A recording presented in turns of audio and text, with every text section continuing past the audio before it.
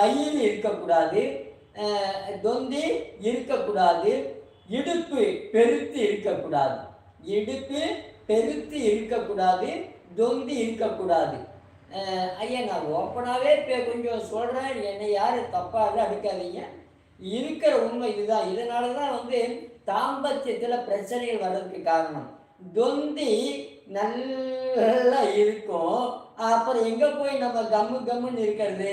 ஒன்றும் கம்முன்னு இருக்க முடியாது, அதுவும் அங்கே ஆகாது.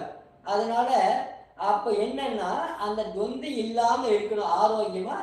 இடுப்பு இல்லாமல் இருக்கணும். இடுப்பு இருந்தாலும் அந்த தொடையெல்லாம் சதையெல்லாம் நம்ம பெருத்து போகும் இந்த இடத்துல. அப்போது அந்த உறவுன்றதுல ஒரு பெரிய பிரச்சனையாக இருக்கும். உறவுன்றதே நமக்கு இது வேண்டவே வேண்டாம் அப்படின்னு அந்த கடிச்சு விடுறது, தட்டி விடுறது, வெறுப்பு வர்றதுக்கு காரணம்.